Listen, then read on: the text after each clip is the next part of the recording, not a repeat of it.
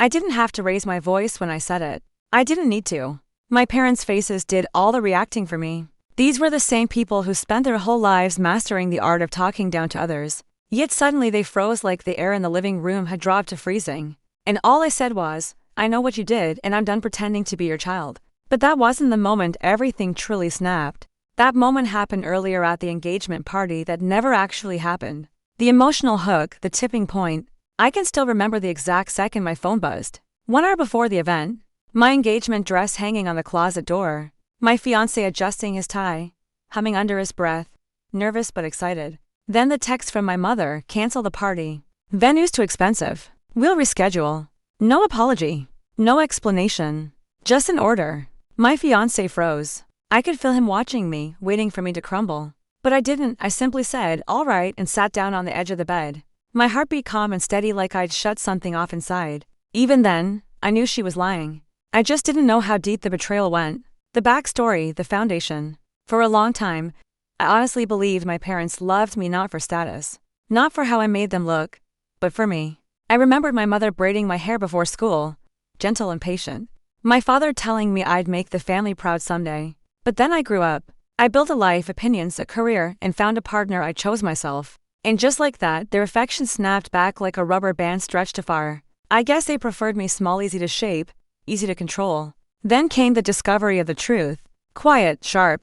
The next weekend, I opened Instagram and saw my sister beaming into the camera. Her birthday. At the same venue.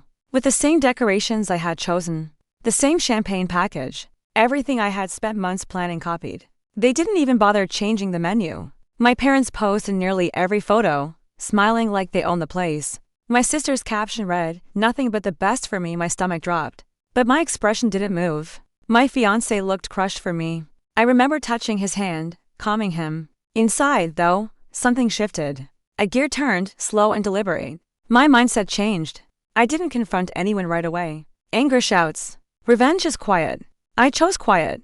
I replayed every dismissive comment, every demand, every time they used love as leverage. And I began planning not to hurt them, but to free myself from them completely. If they thought my fiancé wasn't good enough, then they didn't think I was capable of choosing my own life. And if they wanted control, I would leave them with none. The next morning, I met with my attorney not about them, but about me, my finances, my boundaries, my future.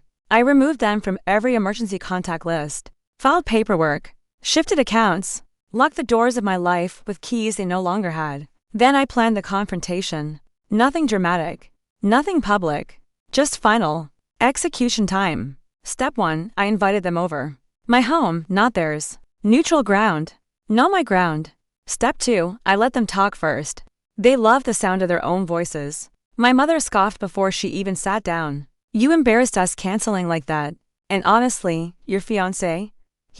I didn't let her finish. Step 3, I laid out printed photos of my sister's party venue, cake, decorations. Their smug smiles. Step 4, I placed the receipts beside them, the ones the venue manager sent me out of pity. My father's voice caught.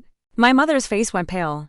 But I wasn't done. Step 5, I handed them a packet of my legal documents. "You're no longer involved in any part of my life," I said calmly. "My healthcare, my money, my future kids if I have any. You have no voice, no rights, no access." They stared at me like I'd slapped them.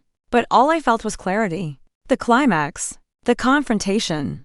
Then came the final strike. "You said my fiancé wasn't good enough for this family," I said softly. "Well, I agree." They blinked, confused. I stepped closer. "He's too good for this family." Silence filled the room like a vacuum. I let them feel it, every ounce of rejection they had ever used against me. Then I opened the door. "Get out," and the resolution came with the quiet that followed. When the door clicked shut, the whole house felt lighter. My fiancé wrapped his arms around me. But I was already breathing easier. I always thought losing your family would hurt. But I didn't lose anything. I just finally put the trash where it belonged.